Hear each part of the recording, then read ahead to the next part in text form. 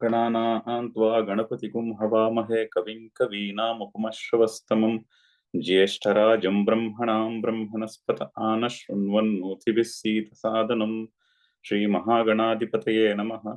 सदाशिवसमारम्भां शङ्कराचार्यमध्यमाम् अस्मदाचार्यपर्यन्तां वन्दे गुरुपरम्पराम्।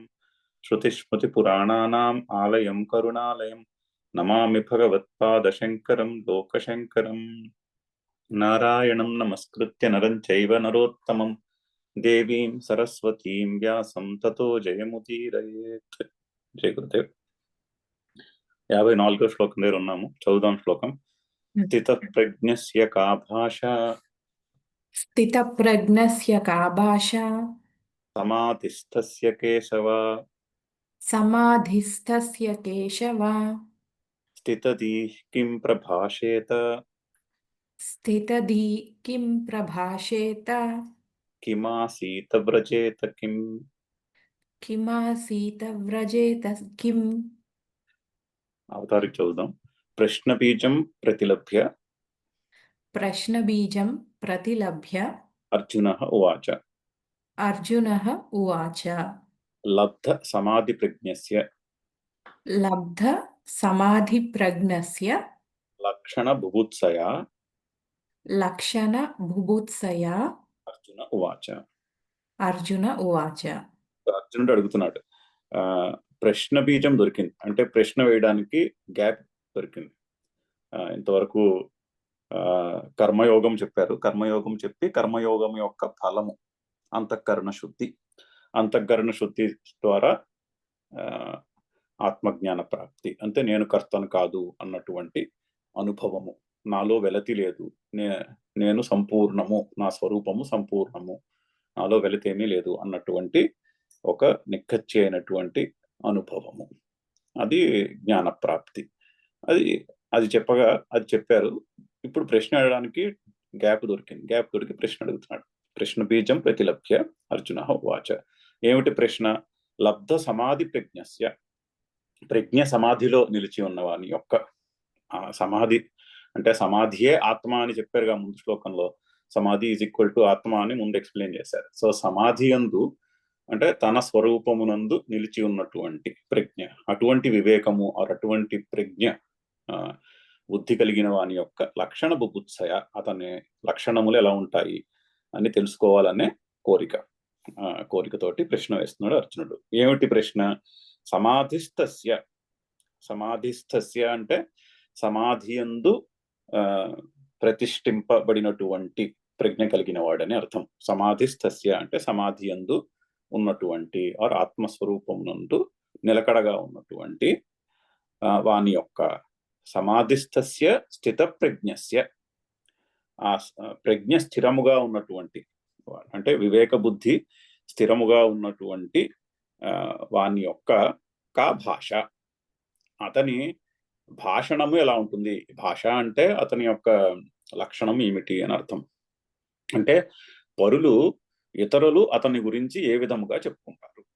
ఇప్పుడు ఒక స్థిత ప్రజ్ఞుని గురించి ఇతరులు మాట్లాడినప్పుడు ఏ విధంగా అతన్ని డిస్క్రైబ్ చేస్తారు, అది కా భాష.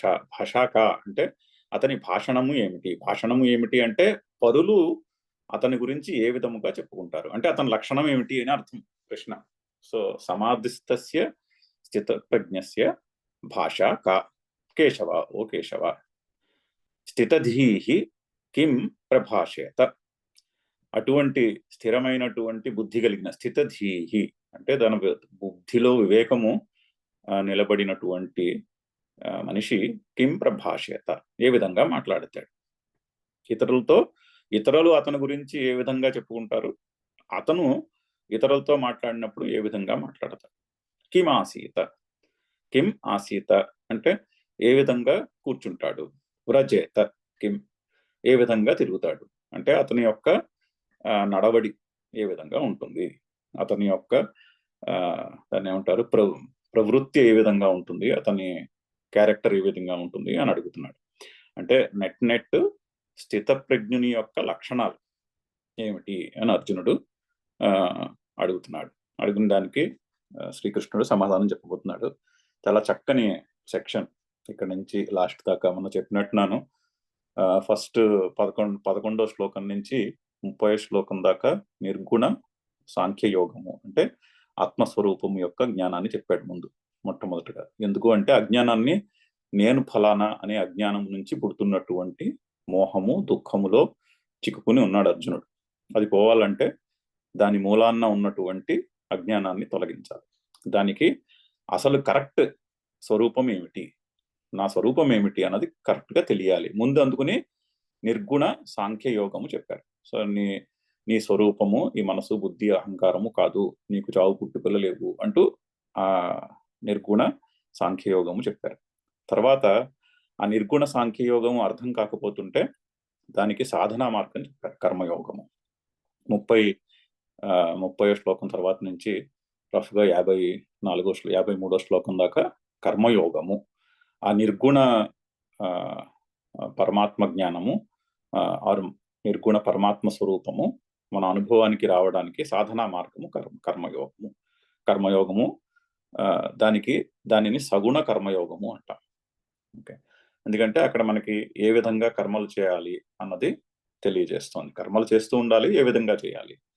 ఇప్పుడు ఆ నిర్గుణ పరమాత్మ యొక్క జ్ఞానము అర్థమైన మనిషి ఒక మనిషి రూపంలో వస్తే, ఆ నిర్గుణ పరమాత్మ ఒక మనిషి రూపంలో ఎదురుకుండా కనిపిస్తే ఆ మనిషి ఏ విధంగా ఉంటాడు అని సాకారము చెప్తున్నారు.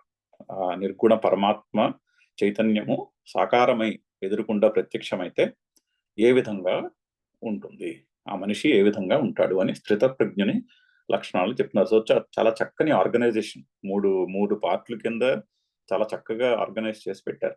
నిర్గుణ పరమాత్మ జ్ఞానం, నిర్గుణ సాంఖ్యయోగము, దానికి సాధనా మార్గమైనటువంటి కర్మయోగము, ఆ సాధనను సాధ్యము చేసుకున్న వాడి యొక్క లక్షణములు, అది మేనిఫెస్ట్ అయితే ఏ విధంగా ఉంటుంది అని ఆ సాధ్యమును సాధించినటువంటి మనిషి యొక్క లక్షణాలు చెప్తున్నారు. చదువుదాం, శంకర్లు ఏ విధంగా ఎక్స్ప్లెయిన్ చేస్తున్నారు. స్థిత ప్రతిష్ఠిత. అంటే ప్రతిష్ట అంటే పాతుకుపోయిన అని అర్థం. అంటే బాగా పాతుకుపోయినటువంటి. ఏమిటి పాతుకుపోయింది? అహమస్మి పరం బ్రహ్మ. అహం అస్మి పరం బ్రహ్మ ఇది ప్రజ్ఞ. సో నేను, నా స్వరూపమే ఆ పరబ్రహ్మ. పరంబ్రహ్మ అహమస్మి, నేనే ఆ పరమాత్మ అయి ఉన్నాను.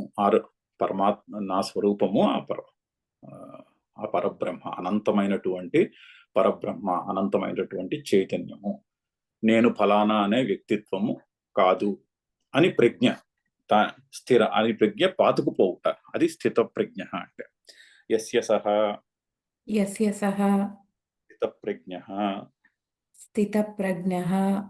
స్థిత ప్రజ్ఞ అనే సమాసానికి విగ్రహ వాక్యం. స్థిత ప్రతిష్ఠిత అంటే స్థిత ప్రజ్ఞ యస్య సహ స్థిత ప్రజ్ఞ, అది విగ్రహ వాక్యము. మరి స్థిత అంటే ఏమిటని డౌట్ వస్తుంది. ప్రతిష్ఠిత, ఏమిటి ప్రతిష్ఠిత అంటే అహమస్మి పరం బ్రహ్మ ఇది ప్రతిష్ఠిత ప్రజ్ఞ అంటే లక్షణం. తస్య కా భాష, అతని యొక్క భాషణము ఏమిటి? కిం తస్య భాషణం, వచనం కథమసౌ పరైః భాష్యతే ఇత్యర్థః.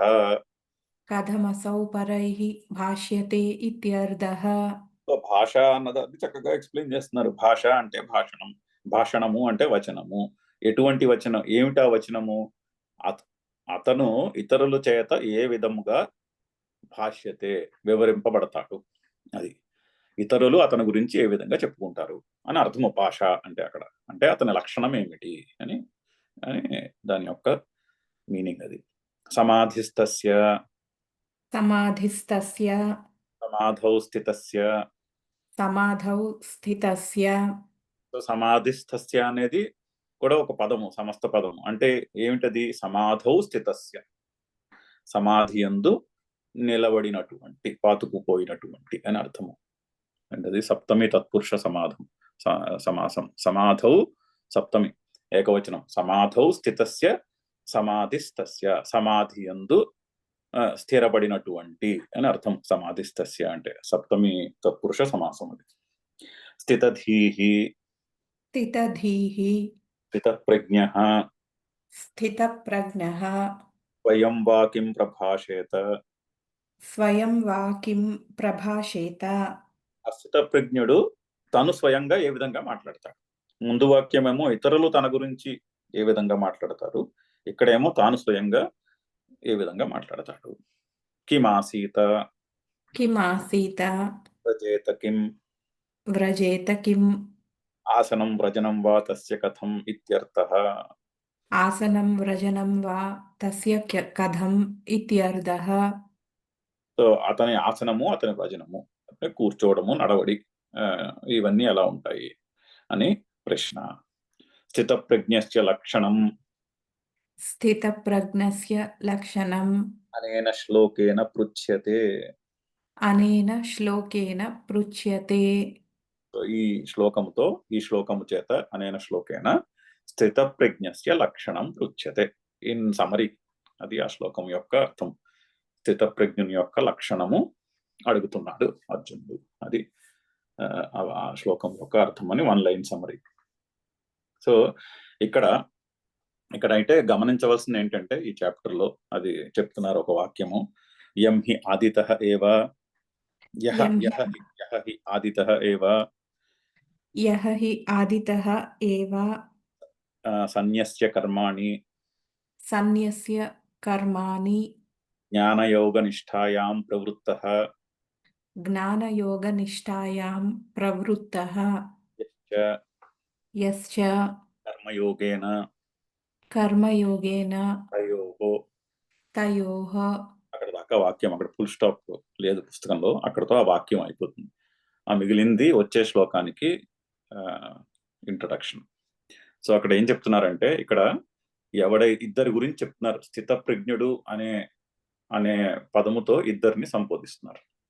ఒకడు సాధ్యాన్ని సాధించినవాడు, అంటే ఆదితః ఏవ సన్యస్య కర్మాణి సన్యస్య జ్ఞానయోగ నిష్ఠాయాం ప్రవృత్తః.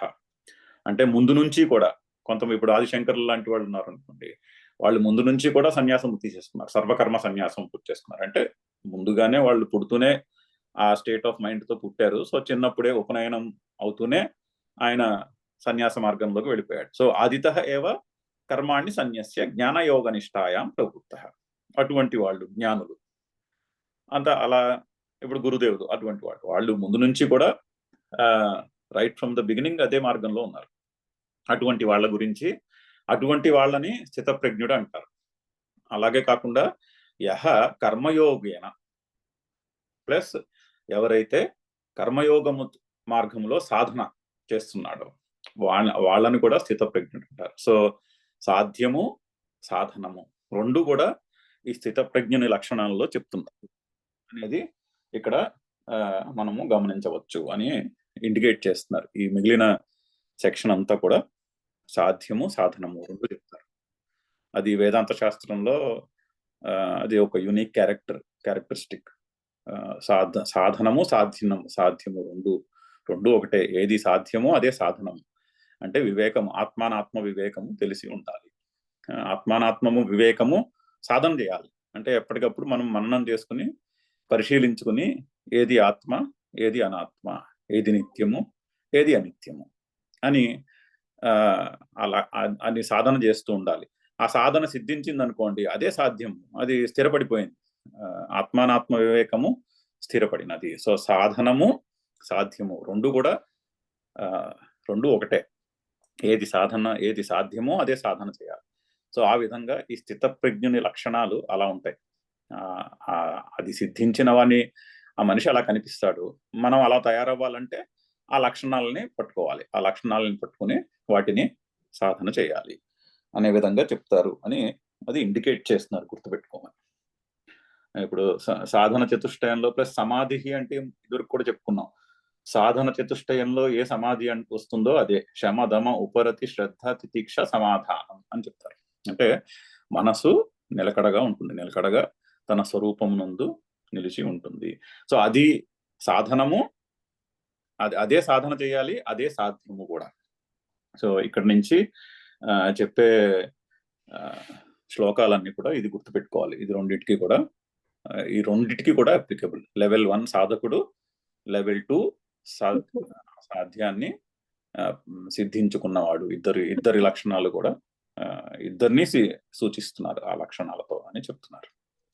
నెక్స్ట్ శ్లోకం చదువుదాం.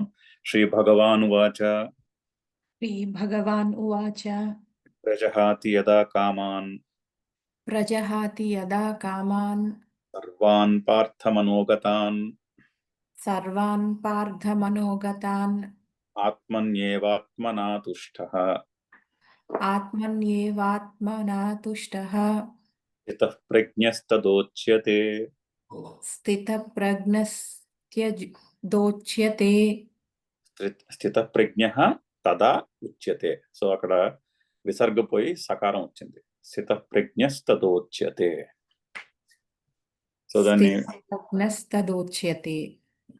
సో ప్రజహాతి యదా కామాన్ సర్వాన్ పార్థ మనోగతాన్ ఆత్మని ఏవ ఆత్మన. అక్కడ రెండు సందులు ఉన్నాయి. ఒకటి సవర్ణ దీర్ఘము, రెండోది ఎండ్. ఆత్మని ప్లస్ ఏవ ఆత్మన్యేవ, ఆత్మన్యేవ ప్లస్ ఆత్మన, ఆత్మన్యేవ ఆత్మన. ఆత్మని ఏవ ఆత్మన తుష్టః స్థితప్రజ్ఞః తదా ఉచ్యతే. మళ్ళీ రెండు సందులు ఉన్నాయి. ఒకటేమో విసర్గ సంధి, రెండు గుణ సంధి. స్థితప్రజ్ఞః ప్లస్ తదా, స్థితప్రజ్ఞస్తదా. ఇక్కడ విసర్గ పోయి సకారం వచ్చింది. తదా ప్లస్ ఉచ్యతే, ఆ ప్లస్ ఓ అయింది, తదోచ్యతే. స్థితప్రజ్ఞస్తదోచ్యతే. అయితే చాలా మంచి ఇన్స్పిరేషనల్ శ్లోకం, చాలా మంచి ఐడియల్ ని చెప్తున్నటువంటి శ్లోకం. మళ్ళీ శ్రీ భగవాన్ వాచ వచ్చింది అంటే అక్కడ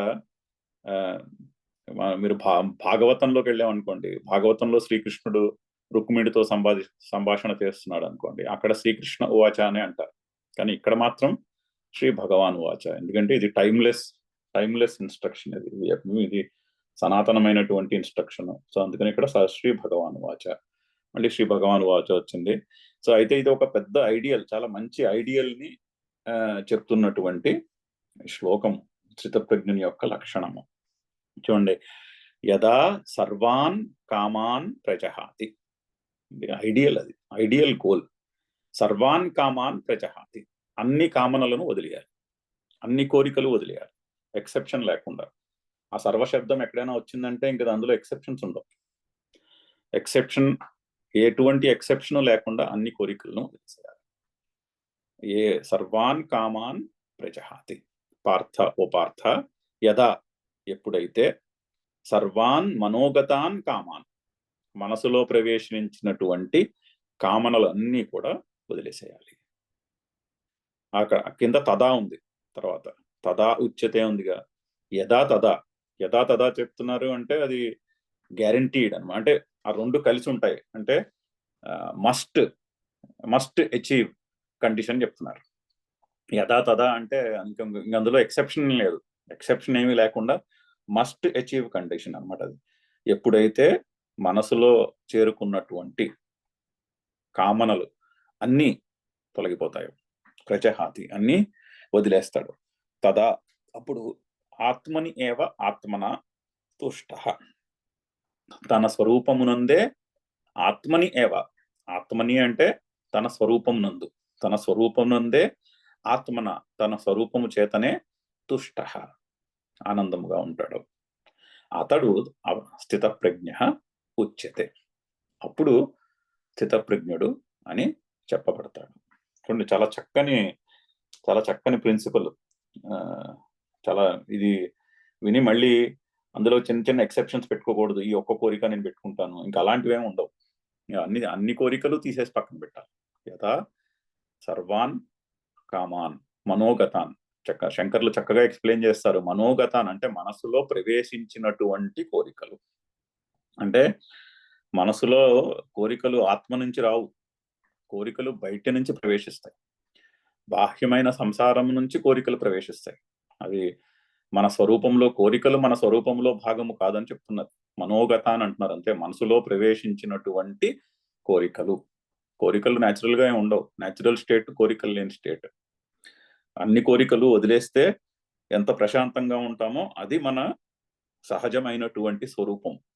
కోరిక అంటే ఆ సహజమైనటువంటి స్వరూపము నుంచి కిందకి కిందకి జారిపోయామని అర్థం. ఆ జారిపోవడం మానేస్తే స్వరూపంలో నిలిచి ఉన్న సమాధిలో నిలిచి ఉన్నట్టే లెక్క. అంటే మన స్వరూపమును తెలుసుకోవాలి అంటే అదేదో కొత్తగా సాధించవలసిందేం కాదు. డిజైర్లెస్నెస్ అంటే అదేదో ఒక నెగిటివ్ స్టేట్ గా అనిపిస్తుంది. అంటే డిజైర్లన్నీ త్రోసిపుచ్చేస్తే అదేదో కొత్త స్టేట్ ని సాధిస్తున్నాము అన్నట్టు చెప్పేటట్టు ఆ పదము అలా అనిపిస్తుంది. అంతేనే గాని యాక్చువల్లీ డిజైర్ అనేదే నెగిటివ్ స్టేట్. డిజైర్ అంటేనే అచలమైన స్థితి నుంచి కింద పడిపోయామని అర్థం. డిజైరే నెగిటివ్, డిజైర్లెస్నెస్ నెగిటివ్ కాదు. సో ఆ డిజైర్ ని పక్కన పెడితే ఎక్కడ ఉండాల్సిన చోట అక్కడ ఉంటాం. అది ఆ విధంగా చెప్తున్నటువంటి పదం అది. చాలా చక్కని ఇండికేషన్. మనోగతాన్ కామ, మనసులో ప్రవేశించినటువంటి కోరికలు. అంటే కోరిక న్యాచురల్ కదా, కోరిక లేకుండా మనిషి ఎలా ఉంటాడు అని ఇటువంటి పూర్వపక్షం ఉంటుంది, ఇటువంటి వాదన ఉంటుంది. కోరికలే లేకపోతే ఇంకా జీవితం ఏముంది, కోరిక లేకపోతే మరి పిచ్చివాడికి మనిషికి తేడా ఏముంది, ఇటువంటి పూర్వపక్షం వస్తుంది. శంకర్లు చెప్తారు అది కూడా. బట్ అటువంటి పూర్వపక్షం ఉంటుంది, అటువంటి క్వశ్చన్ వస్తుంది మనుషులో. కోరిక లేకపోతే జీవితమే, అసలు జీవితం ఏముంది కోరిక లేకపోతే అన్నటువంటి ప్రశ్న వస్తుంది. సో అలా కాదు అని చెప్తున్నారు.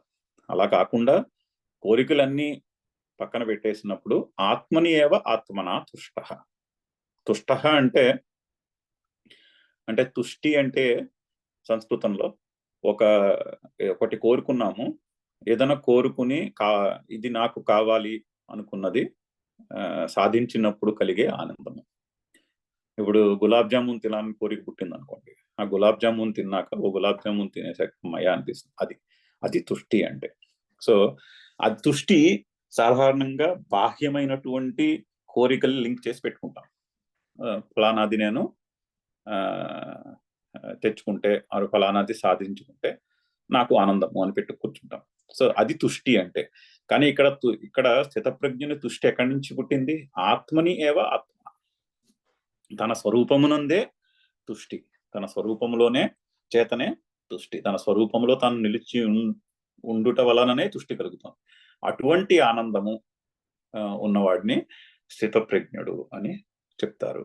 అది శ్లోకము. చదువుదాము. శంకర్లు చాలా చక్కగా ఎక్స్ప్లెయిన్ చేస్తారు. అప్పుడు ఇంకొన్ని వివరాలు చెప్పుకుందాము. దానికి ఇంట్రడక్షన్ చదువుదాం. ప్రజహాతి ఇత్యారభ్య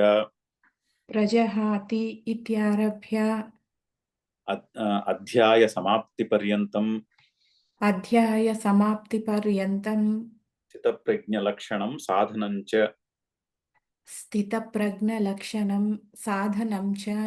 ఉపదిశ్యతే. ప్రజహాతి ఇత్యారభ్య, ఈ ప్రజహాతి అన్న శ్లోకంతో మొదలుపెట్టి అధ్యాయ సమాప్తి పర్యంతం, అధ్యాయం సమాప్తి అయ్యేదాకా కూడా స్థితప్రజ్ఞుని యొక్క లక్షణము మరియు సాధనము చెప్పబడుతున్నది. సో లక్షణమే సాధనం చెప్పుకున్నాం కదా, అదే చెప్తున్నారు. స్థితప్రజ్ఞ లక్షణం సాధనంచ ఉపదిశ్యతే. సర్వత్రైవ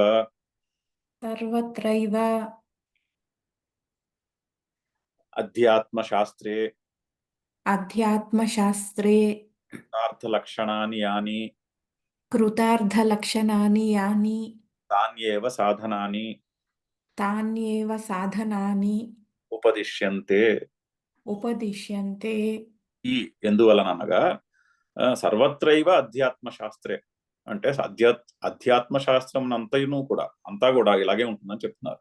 అంటే ఉపనిషత్తుల్లో చెప్పిన అధ్యాత్మ శాస్త్రము, భగవద్గీతలో చెప్తున్నటువంటి అధ్యాత్మ శాస్త్రము, ఇక్కడ అంతా కూడా ఈ అధ్యాత్మ శాస్త్రమునందు సర్వత్రా ఏవ అంతటా కూడా కృతార్థ లక్షణాన్ని అని, ఆ కృతార్థుని యొక్క లక్షణాలు ఏమైతే ఉన్నాయో, అంటే ఆత్మస్వరూపమును తెలుసుకున్నటువంటి వాని లక్షణాలు ఏవైతే ఉన్నాయో తాన్యేవ సాధనాన్ని, ఆ లక్షణాలే సాధనాలు కూడా ఉపదిశ్యతే, ఆ లక్షణాలనే సాధనాలుగా చెప్తారు. అధ్యాత్మ శాస్త్రమును అంతటా కూడా ఇలాగే చెప్తారు. ఎందుకు? దానికి హేతువు చెప్తున్నారు.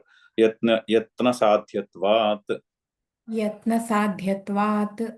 ఎందుకు అలా చెప్తున్నారు అంటే ఈ కృతార్థుని లక్షణాలు ఏవైతే ఉన్నాయో అవే సాధనాల కింద చెప్తున్నారు. ఎందుకంటే సాధన చేసి వాటిని పొందొచ్చు కాబట్టి.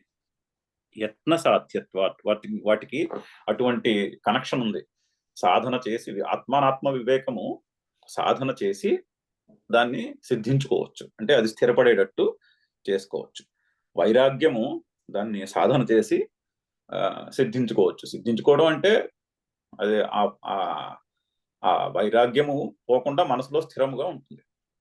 అంటే కోరికలు విపరీతంగా అట్రాక్ట్ చేసేయకుండా స్థిరంగా ఉండగలుగుతాం.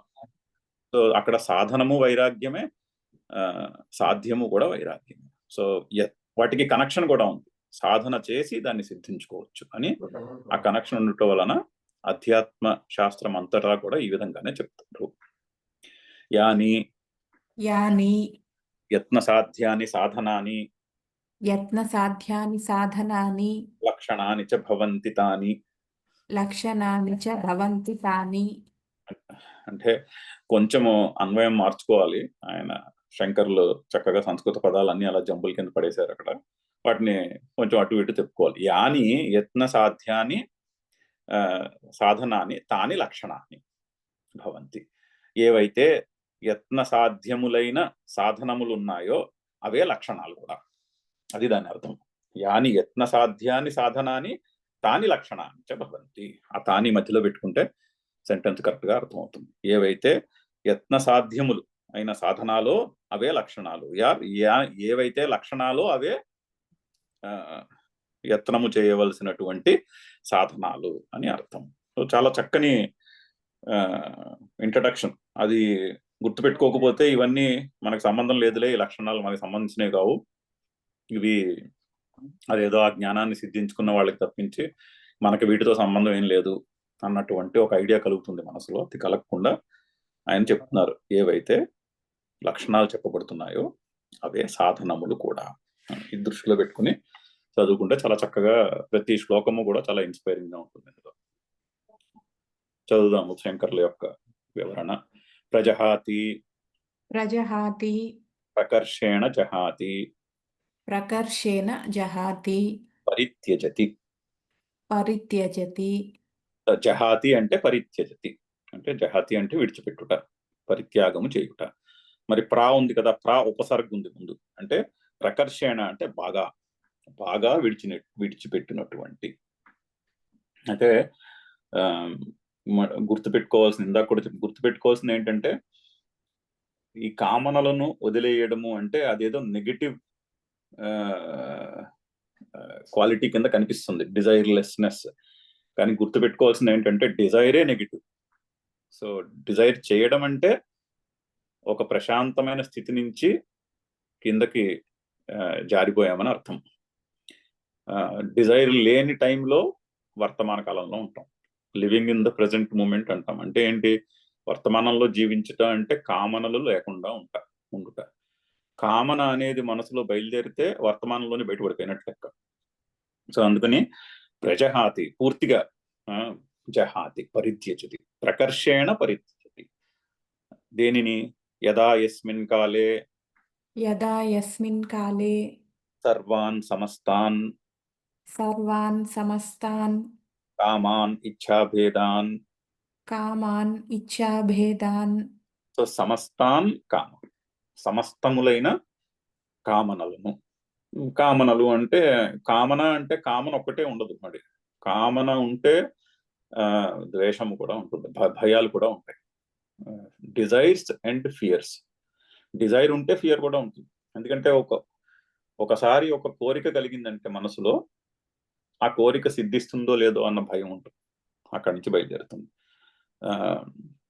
ఒక కోరిక, ఇప్పుడు ఏదో పరీక్ష రాసి బాగా మార్కులు వచ్చేయాలన్న కోరిక పుట్టింది అనుకోండి, ఆ పరీక్ష రాసేసిన తర్వాత కూడా రిజల్ట్ వచ్చేదాకా లోపల మనసులో ఆ భయం ఉంటూనే ఉంటుంది. పరీక్ష అయిపోయింది, ఇప్పుడు మార్కులు వస్తాయా రావో అన్న భయం ఉంటూనే ఉంటుంది. యాక్చువల్లీ ఆ భయం, ఆ కోరిక వల్ల ఏమీ లాభం ఉండదు. ఎందుకంటే పరీక్ష రాయడం అయిపోయింది, ఇప్పుడు నాకు మార్కులు వస్తే బాగుండు, వస్తాయో రావో అనుకోవడం వల్ల రిజల్ట్ మారదు. ఎందుకంటే రాయాల్సిన పరీక్ష అయిపోయింది ఆల్రెడీ. కానీ రిజల్ట్ వచ్చేదాకా మనసులో ఆ టెన్షన్ నడుస్తూ ఉంటుంది. ఎందుకు అంటే ఆ కోరిక నుండి ఆ భయం పుట్టింది. అందుకని ఆ టెన్షన్ నడుస్తుంది మనసులో. సో కామన అంటే కామన ఒక్కటే రాదు, కామనతో పాటు భయాలు కూడా వస్తాయి. సో ఇచ్ఛా భేద అని అంటున్నారు. అంటే ఇచ్ఛ, ద్వేషము, రాగము ఇవన్నీ బయలుదేరుతాయి దాని వెనక. అది కూడా రకరకాలుగా ఉంటాయి, రకరకాల రూపాల్లో వస్తాయి ఆ కామనలు. ఒకరు ఒక రకంగా ఏమి ఉండవు, ఎన్నో రకాల కోరికలు పుడతాయి. సో అందుకని సమస్తాన్ కామాన్, అన్ని కామనలను. హే పార్థ హే పార్థ మనోగతాన్ మనోగతాన్ మనసి ప్రవిష్టాన్ మనసి ప్రవిష్టాన్ హృది ప్రవిష్టాన్. హృది ప్రవిష్టాన్. సో మనసునందు ప్రవేశించినటువంటి. సో అలా ఎందుకు చెప్తున్నారు అంటే కోరికలు నేచురల్ కదా అనే ఒక పూర్వపక్షం ఉంటుంది. కాదు, కోరికలు నేచురల్ కాదు. Natural state is no desires. కోరికలు బయట ప్రపంచంలో ఉన్న వస్తువులను చూసి మనకి కోరికలు పుడతాయి. అయితే ఈ కోరికలు పుట్టడం వల్ల చిన్న ప్రాబ్లం ఉంది. చిన్న ప్రాబ్లం ఏంటి, చాలా పెద్ద ప్రాబ్లం. బయట ఉన్న ప్రపంచం ఉన్నది ఉన్నట్టు కనిపించదు మనకి. అక్కడ సృష్టిలో ఒక కామన్ ఎక్స్పీరియన్స్ వరల్డ్ ఒకటి ఉంది. There is a world of common experience, అందరికీ సమానమే. అది భూమి ఉంది, గ్రావిటేషనల్ ఫోర్స్ ఉంది, భూమి సూర్యుడి చుట్టూ తిరుగుతూ ఉంటుంది, ఉదయాన్నే సూర్యోదయం అవుతుంది, సాయంత్రం సూర్యాస్తమయం అవుతుంది. ఈ విధంగా there is a world of common experience ఇక్కడ.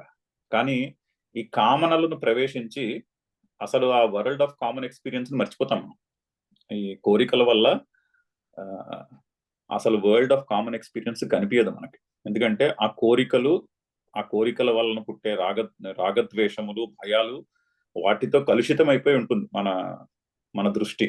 సో మనం అక్కడ ఉన్నది ఏమిటో అది కనిపించట్లేదు. అందుకనే సంసారం అంటే కోరికలు, భయాలను డిస్క్రైబ్ చేస్తారు వేదాంతంలో. మనము చూస్తున్న సంసారం ఏమిటి, మనం చూస్తున్న సంసారము యాక్చువల్లీ అక్కడ ఉన్నది చూడట్లేదు మనం.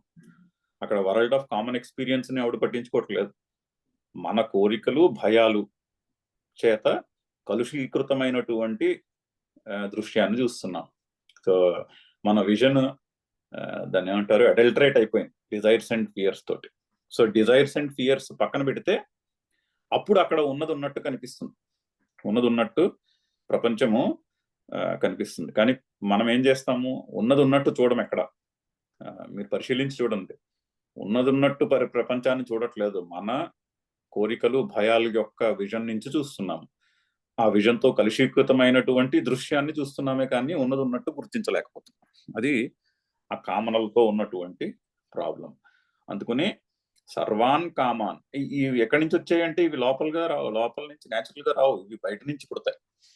ఎందుకంటే దీనికి తార్కికుల వాదన ఒకటి ఉంది, పూర్వపక్షం. ఏమిటి, ఈ కోరిక, భయము ఇవన్నీ కూడా ఆత్మ యొక్క స్వరూపంలో భాగము అని ఒక స్కూల్ ఆఫ్ థాట్, ఫిలాసఫీలో అదొక ఆర్గ్యుమెంట్, ఫిలాసాఫికల్ ఆర్గ్యుమెంట్. అంటే కాదు అని చెప్పడానికి కోరిక ఆత్మస్వరూపము కాదు, ఆత్మ యొక్క లక్షణము కాదు కోరిక. ఆత్మస్వరూపం నుండి కోరిక పుట్టదు.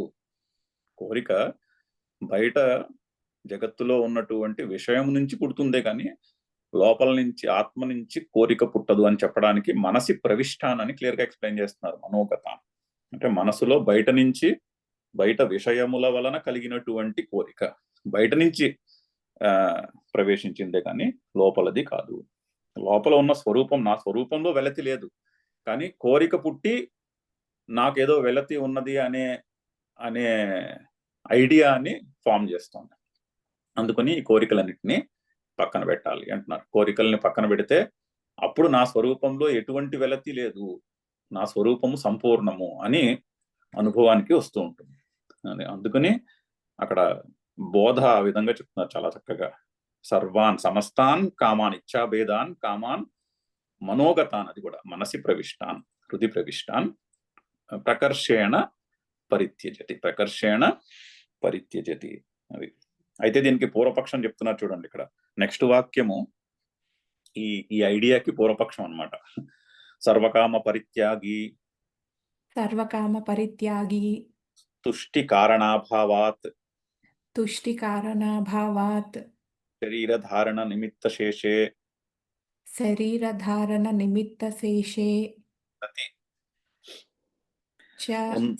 సతి ఉన్మత్త ప్రమత్తస్యేవ उन्मत्तप्रमत्तस्येव ప్రవృత్తిః ప్రాప్త ఇత్యతః ఉచ్యతే. प्रवृत्तिः प्राप्ता इत्यतः उच्यते. దీనికి ఒక పూర్వపక్షం ఉంది. ఏమిటి పూర్వపక్షము? ఇప్పుడు ఫర్ ఎగ్జాంపుల్ మనము మీరు ఎప్పుడైనా కొంతమంది టీనేజర్స్ లో టీనేజ్ లో ఉన్నప్పుడు ఫ్రెండ్స్ ఒకరితో మాట్లాడుకోవడం వినుంటాం. ఇలాగా ఒకళ్ళు వచ్చి అడుగుతారు, ఎరా నువ్వు సిగరెట్ తాగుతావా? నేను తాగను. మందు తాగుతావా? నేను తాగను. సినిమాలు చూస్తావా? చూడను. మరి ఇంకేమిటి చూస్తున్నావు, ఇంకేం చేస్తున్నావు నువ్వు లైఫ్ లో అని ఎగతాళి చేస్తావు. అంటే ఈ కోరికలన్నీ లేకపోతే మరి ఇంకేం ఎంజాయ్ చేస్తున్నావు నువ్వు జీవితాన్ని అని అని అని ఎగతాళి చేస్తారు. ఇటువంటిది మనం వినే ఉంటాం. టీనేజ్ లో మన ఫ్రెండ్స్ లో ఎవరో అంటున్నప్పుడు వినే ఉంటాము, లేకపోతే మొన్నే ఎవరో అడిగి ఉండొచ్చు మనం మనం అలా ఉండుంటే. సో అదే పూర్వపక్షం ఇక్కడ. ఆ పూర్వపక్షమే శంకర్లు ఎక్స్ప్లెయిన్ చేస్తున్నారు. పూర్వపక్షం ఏంటంటే సర్వకామ పరిత్యాగి, అంటే అన్ని కామనలను వదిలేసిన వాడు తుష్టి కారణ అభావాత్. అంటే తుష్టి అంటే ఏంటి డెఫినేషన్? ఒకటి కావాలి అని దాన్ని సాధించినప్పుడు పుట్టినటువంటి ఆనందం. సో ఏదో కావాలి ఏదో అన్న ఐడియాని వదిలేసిన వాడికి తుష్టికి కారణం ఉండదు. తుష్టి కారణ అభావాత్. ఇది పూర్వపక్షం, ఇది సిద్ధాంతం కాదు, ఇది శాస్త్రం కాదు, దీనికి పూర్వపక్షం. ఇది అపోజింగ్ వ్యూ అంతేనే కానీ ఇది థియరీ కాదు. తుష్టి కారణ అభావాత్. అతనికి ఆనందాన్ని పొందడానికి అసలు హేతువే ఉండదు కదా. మరి అప్పుడు శరీర ధారణ నిమిత్త శేషేచ సతి. అయితే అతను ఈ శరీరాన్ని మోస్తూ ఉండాలిగా, కానీ టైంకి తినాలి, ఇటువంటి పనులు ఏమీ చేయకుండా అలా పడి ఉంటాడు మూలకి అని పూర్వపక్షం. అతనికి కూడా శరీరాన్ని ధరించాలి అనేటటువంటి ఒక ఒక ఒక పని తప్పదు, కానీ వాడు పట్టించుకోకుండా ఉన్మత్త ప్రమత్తస్య ఇవ ప్రవృత్తి ప్రాప్త. ఉన్మత్తుడు ఉంటాడు అంటే ఓ పిచ్చివాడు ఉంటాడు. ఆ పిచ్చివాడికి ఆకలేసినా ఆకలి వేయకపోయినా వాడికి పెద్దగా ఏమీ తేడా పడదు. ఏదో మూల పడి ఉంటాడు, ఏదో చేస్తూ, ఏదో ఎప్పుడైనా కావాలంటే కనిపిస్తే తింటాడు, లేకపోతే ఓ మూల పడి ఉంటాడు ఏదో పిచ్చి చేష్టలు ఏదో చేస్తూ అలా. లేక ప్రమత్త అంటే బాగా మద్యపానం చేసిన వాడు ఉన్నాడు, వాడు కూడా ఓ మూల పడి ఉంటాడు. ఆ టైంలో వాడికి ఆకలి కోరిక ఏం ఉండదు. సో అలాగా ఉన్మత్తుని లేక ప్రమత్తుని వలె ఉంటాడు కదా మనిషి, అటువంటి నడవడి ఉంటుంది కదా అని పూర్వపక్షం అని మీరు అనుకుంటే, అంటే ఈ సర్వకామ పరిత్యాగములో ఇలా తయారైపోతారు మనుషులు అని మీరు అనుకుంటే అది కాదు అని నెక్స్ట్ వాక్యము. అందుకనే ఆత్మన్యేవాత్మనా తుష్టి అని ఉంది వచ్చే వాక్యంలో. సో ఆ ఫస్ట్ లైన్ కి సెకండ్ లైన్ కి కనెక్షన్ ఈ పూర్వపక్షం అన్నమాట మధ్యలో. ఓహో, నీ మనసులో ఇటువంటి ప్రశ్న వస్తుందేమో అందుకని రెండో లైన్ లో ఆత్మని ఏవ ఆత్మనా తుష్ట అని చెప్తున్నారు. ఆత్మని ఏవ ప్రత్యేగాత్మ స్వరూపే ఏవ.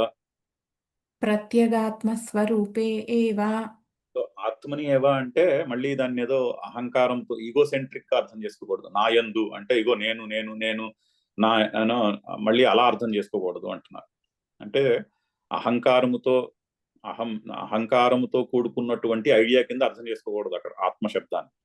అక్కడ ఆత్మయందు అంటే మళ్ళీ అక్కడ అదొక ఐడియా కింద ఫామ్ చేసుకుని నేను నాయందే ఉన్నాను, నేను నాయందే ఆనందంగా ఉన్నాను, నాకు ఇంక దేంతోనే సంబంధం లేదు, అటువంటి ఐడియా మళ్ళీ ఫామ్ అవుతుందేమో అని ఆ ఆత్మని అన్న పదమును ఎక్స్ప్లెయిన్ చేస్తున్నారు. ప్రత్యేక ఆత్మ స్వరూపే ఏవ, తన స్వరూపములోనే తన స్వరూపమైనటువంటి ప్రత్యేగాత్మ.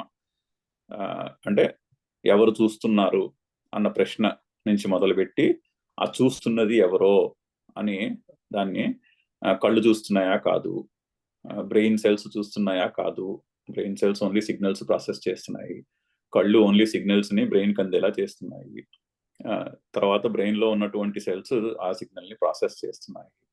మనసు చూస్తోందా కాదు, బుద్ధి చూస్తోందా కాదు, బుద్ధి ఏం చేస్తోంది, ఆ సిగ్నల్ ప్రాసెస్ చేసిన సిగ్నల్ యొక్క నామరూపం ఏమిటో నిర్ణయించి ఇది ఫలానా అని చెప్తోంది. మనసు ఓన్లీ ఇది నాకు నచ్చింది, ఇది నాకు నచ్చలేదు అని చెప్తోంది. సో మనసు చూడట్లేదు, మనసు కూడా ప్రాసెసింగ్ ఇంజనే, బుద్ధి కూడా ప్రాసెసింగ్ ఇంజనే, చిత్తము మెమరీ కూడా ప్రాసెసింగ్ ఇంజన్ లో భాగమే, అహంకారము కూడా ప్రాసెసింగ్ ఇంజిన్ లో భాగమే, నేను చూస్తున్నాను అన్న భావన కలిగి చేస్తుందే కానీ అహంకారం చూడట్లేదు. మరి చూస్తున్నది ఎవరు? ఆ చూస్తున్నది ఎవరో అది ప్రత్యేగాత్మ. ఈ అనాలిసిస్ అలా వెనక్కి వెళ్ళగా వెళ్ళగా వెళ్ళగా ఒక చోటకి చేరుకున్న తర్వాత ఆన్సర్లు ఉండవు. ఇంకా ఎక్కడైతే ఆగిపోతుందో అనాలిసిస్ దానికి ప్రత్యేగాత్మ అని పేరు. సో ఆత్మని ఏవా అంటే ప్రత్యేగాత్మ స్వరూపే ఏవా. ఆత్మన స్వేన ఏవా. ఆత్మన స్వేన ఏవ. సో ఆత్మన అంటే ఏంటి? స్వేన ఏవా. దానికి ఎక్స్ప్లెయిన్ చేస్తున్నారు. బాహ్య లాభ నిరపేక్ష. బాహ్య లాభ నిరపేక్ష. అంటే బాహ్యంలో ఏది కూడా లాభము, దేని నుండి కూడా లాభం యొక్క అపేక్ష లేదు. సో తుష్టి కలగడానికి మామూలుగా ఏంటి, బాహ్యములో ఏదో విషయము వలన తుష్టి కలుగుతుంది. ఇప్పుడు గులాబ్ జామున్ తినడం ఇష్టం అనిపిస్తే గులాబ్ జామున్ తిన్నప్పుడు ఆనందం కలుగుతుంది. సో బాహ్యమున ఆ గులాబ్ జామున్ అనే ఒక లాభం ఉంది. ఆ బాహ్య లాభ నిరపేక్ష, అటువంటి అపేక్ష ఏమీ లేదు. చాలా హెవీ పదము ఇది కూడా. బాహ్య లాభ నిరపేక్షము అంటే ఇప్పుడు మామూలుగా జీవితం దానికి ఆపోజిట్ గా ఉంటుంది. ఎప్పుడు కూడా మీరు పరిశీలించి చూడండి. జీవితం అంతా కూడా బయట ఏదో ఒక దానిని పొందాలి అనే తాపత్రయంలోనే అయిపోతుంది కదా జీవితం అంతా కూడా. అంటే బాహ్యము నుండి ఏదో లాభం పొందాలి. అంటే నా దగ్గర ఏదో లేదు, నాలో వెలతి ఉన్నది, నా దగ్గర లేనిది నేను బయట నుంచి సాధించి పొందాలి. ఆ బాహ్య లాభం యొక్క అపేక్షతోనే గడిచిపోతుంది జీవితం అంతా. దాని గురించే ఎన్నో కర్మలు చేస్తాడు మనిషి. కానీ బాహ్య లాభము నుండి సుఖము కలుగుతుంది అని అనుకుంటాడు. కలుగుతుంది, టెంపరీగా కలుగుతుంది, కానీ అది ఇన్ ద ఎండ్ అది దుఃఖమై కూర్చుంటుంది. ఏదైనా ఆలోచించండి. ఇప్పుడు దశరథుడు ఉన్నాడు రామాయణంలో. సంతానం లేదు అని చాలా బాధపడి పుత్రకామేష్టి యాగం చేసుకున్నాడు. పుత్రకామేష్టి యాగం చేశాడు. రాముడు అంటే పిల్లలు పుట్టారు. ఫైనలీ ఏమైంది? ఆయనే విలపిస్తాడు అయోధ్యకాండలో, ఈ దుఃఖాన్ని నేనే చేతులారా నేను ఎత్తి మీద పెట్టుకున్నాను.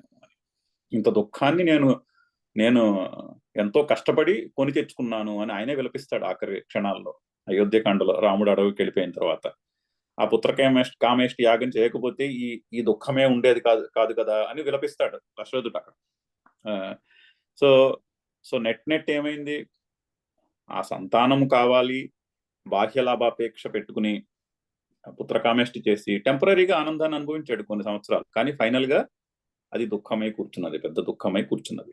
సో ఆ విధంగా అదొక ఎగ్జాంపుల్, అదొక ఎక్స్ట్రీమ్ ఎగ్జాంపుల్. బట్ ఆ విధంగా అన్ని కోరికలు కూడా ఫైనల్లీ దుఃఖానికే దారి తీస్తాయి. ఇది మనం పరిశీలించుకుంటే అదే కరెక్ట్ కదా అనిపిస్తుంది. జాగ్రత్తగా ఆ కోరికల నుంచి మనం సాధించుకున్నవి అన్ని ఒకటి పరిశీలిస్తే నిజంగా దాన్ని ఏమంటారు, పార్షియాలిటీ లేకుండా పరిశీలించగలిగితే అన్ని కోరికలు దుఃఖానికే దారితీస్తాయి. అది మంచి కోరిక కావచ్చు, చెడు కోరిక కావచ్చు అని అర్థమవుతూ ఉంటుంది. సో అది వదిలేం. సో ఆ బాహ్య లాభ నిరపేక్ష అంటే సైకలాజికల్ ఇండిపెండెన్స్ తో ఉండాలి, అది దాని అర్థం. నార్మల్ గా మన జీవితం ఎలా ఉంటుంది? మన జీవితము సైకలాజికల్ డిపెండెన్స్ తో నిండిపోయి ఉంటుంది. ఫిజికల్ డిపెండెన్స్ కాదు. Physical dependence is fine. Physical dependence వల్ల ఎవరికి ఎటువంటి లాభం, ఎటువంటి కష్టము ఉండదు. Physical dependence is okay. But psychological dependence ఉంటుంది. సైకలాజికల్ డిపెండెన్స్ దుఃఖానికి హేతు అవుతుంది. అది పరిశీలించి చూడండి. సో సైకలాజికల్ ఇండిపెండెన్స్ గురించి మాట్లాడుతున్నారు ఇక్కడ. బాహ్య లాభ నిరపేక్ష అంటే ఒక రకమైనటువంటి ఒక సైకలాజికల్ ఇండిపెండెన్స్. అందుకని ఆత్మని ఏవ ఆత్మనా తుష్ట. సో చూడండి ఎంత దాన్ని ఏమంటారు, చక్కని సమాసము. శంకరుల యొక్క ఎక్స్ప్లెనేషన్ ఆత్మన్యేవ ఆత్మనా తుష్ట అంటే బాహ్య లాభ నిరపేక్ష అంటే అదొక ఎక్స్పీరియన్స్ తో చెప్తున్నటువంటి మాట. ఆయన స్వ అనుభవంతో చెప్తున్నటువంటి ఎక్స్పీరియన్స్ ని ఎక్స్ప్రెస్ చేయడానికి క్రియేట్ చేసినటువంటి పదము. ఎంత చక్కని పదము, బాహ్య లాభ నిరపేక్ష. పెద్ద పెద్ద తాటికాయంత అక్షరాలతో ప్రింట్ చేసి గోడ మీద అంటించుకోవచ్చు ఆ ఫ్రేజ్ ని. అటువంటి ఫ్రేజ్ అది. దాన్ని ఇంకొంచెం ఎక్స్ప్లెయిన్ చేస్తున్నారు చూడండి, ఎంతో చక్కని సమాస పదంతో మళ్ళీ ఎక్స్ప్లెయిన్ చేస్తున్నారు దాన్ని. సో బాహ్యలాభ నిరపేక్ష తుష్ట. ఓకే, ఆ ఆనందము సైకలాజికల్లీ ఇండిపెండెంట్ ఆనందం. మామూలుగా జీవితంలో అలా ఉండదు, సైకలాజికల్లీ డిపెండెంట్ ఉంటుంది ఆనందం. కానీ ఇక్కడ సైకలాజికల్లీ ఇండిపెండెంట్ ఆనందము. ఏ విధంగా ఉంటుంది అది? పరమార్థ దర్శనామృత రసలాభేన పరమార్థ దర్శనామృత రసలాభేన అన్యస్మాత్ అన్యస్మాత్ అలం ప్రత్యయవాన్. అలం ప్రత్యయవాన్. సో పరమార్థ దర్శనామృత రసలాభేన, నా స్వరూపములో వెలతి లేదు అని అనుభవము ద్వారా తెలుసుకోవడం. ఆ నా స్వరూపంలో వెలతి ఏమీ లేదు అనేటటువంటి అమృతము యొక్క రసము అంటే ఆ ఎక్స్పీరియన్స్ అన్నమాట. ఈ డిజైర్స్ ని కొంచెం జాగ్రత్తగా పరిశీలిస్తే తెలుస్తుంది. యాక్చువల్లీ డిజైర్స్ అన్ని కూడా దుఃఖానికే దారి తీస్తున్నాయి. సో ఈ డిజైర్స్ తో నాకు పని లేదు, ఈ డిజైర్స్ ని తీసి పక్కన పెట్టేస్తే హాయిగా ప్రశాంతంగా ఉంటాము అన్నటువంటి ఆ అనుభవము నుంచి పుట్టినటువంటి ఆనందము పరమార్థ దర్శనామృత రసలాభేన. సో అందుకని అన్యస్మాత్ అలం ప్రత్యయవాన్. అలం అంటే ఇంకా చాలు అని అర్థం. అలం ప్రత్యయవాన్ అంటే ఇంకా చాలు అంటాడు ప్రతిదీ కూడా. ఇప్పుడు భోజనం చేస్తున్నాం అనుకోండి, ఎవరింటికో భోజనానికి వెళ్ళాం, వాళ్ళు వడ్డిస్తున్నారు. ఓసారి ఇంకా చాలు అనిపిస్తుంది, మొదటిసారి ఇంకా చాలు అంటే మరేం పర్వాలేదులే, ఇంకో గారి తినను, ఇంకొంచెం కూర తినమను వాళ్ళు చెప్తే సరే మొహమాటానికి సరే వేయండి అని తింటాం. కానీ ఒక స్టేజ్కి వచ్చాక ఇంకొంచెం దాన్ని ఏమంటారు, ఫోర్స్ఫుల్ గా చెప్తాం ఇంకా చాలు, ఇంకా నా వల్ల కాదని. అది అలం ప్రత్యయవాన్ అంటే. అలం ప్రత్యయవాన్ అంటే ఇక చాలు అనే స్టేట్ ఆఫ్ మైండ్ లో ఉన్నవాడికి అలం ప్రత్యయవాన్. ఆ ఇక చాలు అన్నది ఎక్కడి నుంచి వచ్చింది? అది రిజెక్షన్ కాదు, అది దేన్ని రిజెక్ట్ చేయడం కాదు. అంటే అక్కడ ఉన్న పదార్థాన్ని అది రుచికరంగా లేదని రిజెక్ట్ చేయడం కాదు, కానీ ఇంకా నాకు చాలు, నేను చక్కగా ఆనందంగా ఉన్నాను, నాకు ఇది అక్కర్లేదు, ఇక చాలు అనేటటువంటి ఒక అందమైనటువంటి అలం ప్రత్యయం. అంటే ఇంకా చాలు అనేటట్టు, దిస్ ఇస్ ఇనఫ్ అనేటటువంటి ఒక ప్రివిలేజ్ నుంచి పుట్టినటువంటి దిస్ ఇస్ ఇనఫ్. అంతేనే కానీ అదేదో దీన్ని మనము పక్కకి ఏంటది బలవంతంగా త్రోసిపుచ్చేయాలి అనేటటువంటి రిజెక్షన్ కాదు అలం ప్రత్యయవాన్. సో పరమార్థ దర్శనామృత రసలాభేన అన్యస్మాత్ అలం ప్రత్యయవాన్.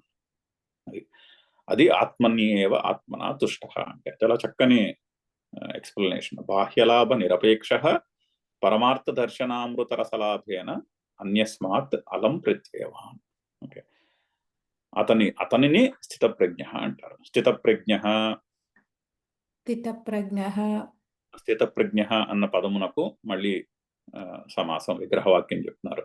స్థిత ప్రతిష్ఠిత. ప్రతిష్ఠిత అంటే తొక్కుకుపోయినా అని, పాతుకుపోయినా అని. పాతుకుపోయింది ఏ విషయం పాతుకుపోయింది? ఆత్మానాత్మ వివేకజ ప్రజ్ఞ. సో అటువంటి ప్రజ్ఞ ఏంటి? ఆత్మానాత్మ వివేకము నుండి పుట్టినటువంటి ప్రజ్ఞ ఎవరిలో పాతుకుపోయి ఉన్నదో అతడు స్థిత ప్రజ్ఞుడు. యస్య సహ విద్వాన్ తదా ఉచ్యతే. అటువంటి విద్వాంసుడను స్థిత ప్రజ్ఞుడు అని అంటారు. సో ఇంకో ఆ లక్షణాన్ని ఇంకొంచెం వివరిస్తున్నారు. త్యక్త పుత్ర విత్త లోకైషణ.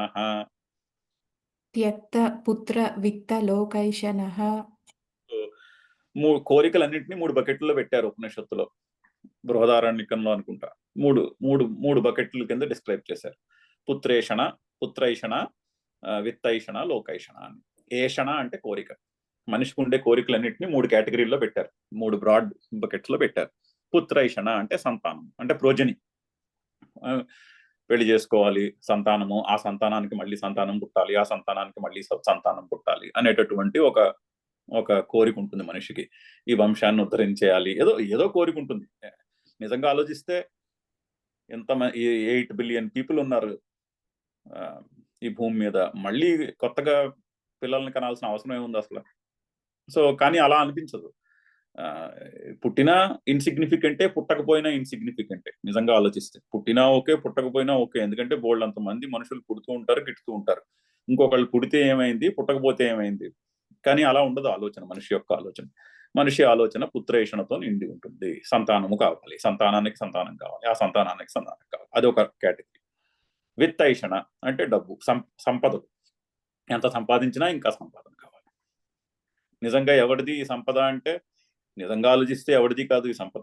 కానీ నేనేదో సంపాదించేసేయాలి.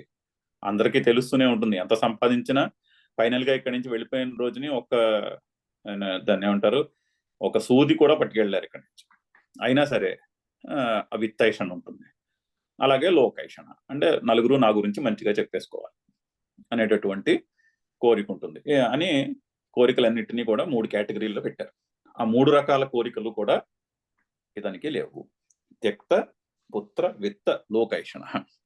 అతన్నే సన్యాసి, సన్యాసి, ఆత్మారామః, ఆత్మారామః, ఆత్మక్రీడః, ఆత్మక్రీడః, స్థితప్రజ్ఞః ఇత్యర్థః. స్థితప్రజ్ఞః ఇత్యర్థః. సో అతనికే సన్యాసి అని పేరు. సన్యాసి అంటే మానసికమైనటువంటి సన్యాసము. మనసా సన్యస్యాస్తే అని వస్తుంది, రాబోతోంది, ఎక్కడో శ్లోకం వస్తుంది. సో మనసులో ఈ బాహ్యమైన విషయముల ఎడల రాగద్వేషములు ఉండకూడదు. అతను సన్యాసి. అంటే ఆశ్రమం పరంగా సన్యాసి కాదు. సన్యాసి అంటే మనసులో కోరికలు లేనివాడు సన్యాసి. అతనే ఆత్మారాముడు. మంచి పదము, ఆత్మారాముడు. ఆత్మారాముడు అంటే రిపోజింగ్ ఇన్ వన్ సెల్ఫ్. అది ఆరామ్, ఆత్మయందు విశ్రామము, విశ్రమించిన వాడు అని. రిపోజింగ్ అని చెప్తాం ఇంగ్లీష్ లో. రిపోజింగ్ ఇన్ ద సెల్ఫ్, అది ఆత్మారామ. ఆత్మక్రీడ, ఆత్మలోనే ఆనందము, ఆత్మలోనే నివాసము. అటువంటి వాడు స్థితప్రజ్ఞుడు అని అర్థము. సో చాలా చక్కని వివరణ స్థితప్రజ్ఞ అన్న లక్షణానికి, స్థితప్రజ్ఞుని లక్షణానికి. అయితే ఇది ఒక మంచి ఐడియల్. అయితే గోల్ అంటూ పెట్టుకుంటే ఇలాంటి గోల్ పెట్టుకోవాలి. మళ్ళీ ఏదో కొన్ని రకాల కోరికలని నేను వదిలేస్తాను అనే గోల్ పెట్టుకోకూడదు. Goal at least goal aim high అంటారు కదా, అట్లీస్ట్ గోల్ చాలా చక్కని గోల్ అయి ఉండాలి. గోల్ అంటూ పెట్టుకుంటే ఇలా పెట్టుకోవాలి. అన్ని కామలను, అన్ని కోరికలను వదిలేసి కంప్లీట్ గా సైకలాజికల్లీ ఇండిపెండెంట్ అయిపోవాలి. అది గోల్. సో ఎంతవరకు సాధిస్తామో దానికి సాధన మార్గం చెప్తూనే ఉన్నారు. ఎంతవరకు సాధించగలుగుతామో అది డిఫరెంట్. అట్లీస్ట్ కోరుకోవడం, అట్లీస్ట్ గోల్ పెట్టుకోవడం మాత్రం పూర్తిగా పెట్టుకోవాలి. అయితే ఇంకొక ప్రశ్న రావచ్చు, ఏ కోరికలు వద్దనుకోవడం కూడా పెద్ద కోరిక అయిపోయింది కదా అని. అంటే అది కోరిక కింద లెక్క, కోరిక కేటగిరీలో పడదు అసలు. ఎందుకంటే కోరిక అంటేనే ఆత్మస్వరూపం నుంచి కిందకి జారిపోవుట అని చెప్పుకున్నాం కదా.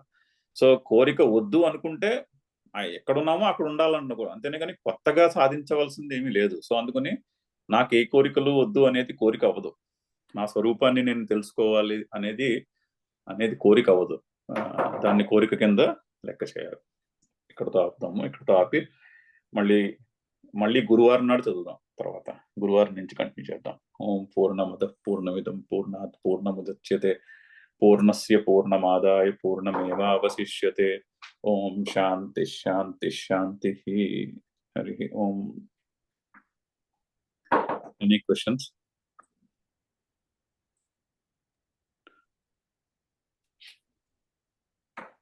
ఈ నీరాశ ఇంకేలా వచ్చింది స్థితి?